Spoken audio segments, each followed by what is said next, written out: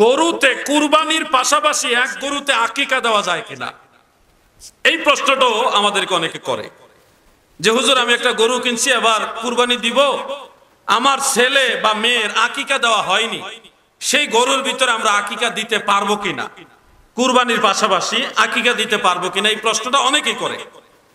এবং সে আকিকার গোশত ওই সন্তানের মা বাবা খেতে পারবে কিনা, এই প্রশ্নটাও আসে। এই মাসআলাটা টোটালি হলো ইজতিহাদি মাসআলা, এটা কিয়াসি মাসআলা, সরাসরি সুন্নাহ থেকে এই মাসআলার সমাধান নেই। কিন্তু ইজতিহাদটা এসছে হলো বিভিন্ন হাদিসে আছে, রাসূল করিম সাল্লাল্লাহু আলাইহি সাল্লাম এবং সাহাবায়ে কেরাম যখন হজ করতেন, হজে নহর করা লাগে, কুরবানি দেওয়া লাগে, সেই কুরবানিতে নহর করা হতো, মানে কুরবানির শরীকও রাখা হতো। যেমন একটা গরুতে 7 জনের নাম দেওয়া হলো, 7 জনের নাম, তো 7 জনের মধ্যে দেখা গেছে 5টা হলো কুরবানির নাম শরীক, আর 2 নাম হলো আকিকা অথবা কাফফারা। যে কোনো একটা মাসালাই তিনি ভুল করেছেন, এটা কাফফারা হিসেবে 1 শরীক দেওয়া হয়েছে, 2 শরীক দেওয়া হয়েছে। এইভাবে সাহাবায়ে কেরাম সলফে সালিহিন আমল করতেন।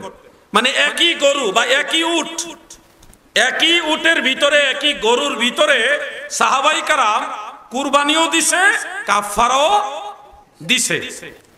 এখান থেকে বোঝা যাচ্ছে একই গরুর মধ্যে কুরবানির পাশাপাশি অন্য কিছুও দেওয়া যাবে। এটা কিন্তু আমাদের বানানো মাসআলা না, সাহাবায়ে কেরামের মাসআলা থেকে, তিনাদের আমল থেকে ইমামগণ এই বিষয়টা বুঝেছেন, বুঝে ওনারা রায় দিয়েছেন। আমাদের মুসলিম মিল্লাতের জজ হলো মুস্তাহিদ তবকার ফকি যারা, তারা তিনারা মাসআলা দিয়েছেন। হানাফি মাযহাবের ফুকাহায়ে কেরাম এই মাসআলা একেবারে স্পষ্ট বলে দিয়েছেন, যদি কেউ কুরবানির পশুর ভিতরে পাশাপাশি আকিকা দিতে চায়, বেলা কিরাহাত জাযা, কোন ধরনের মাকরু ছাড়াই জায়েজ হবে।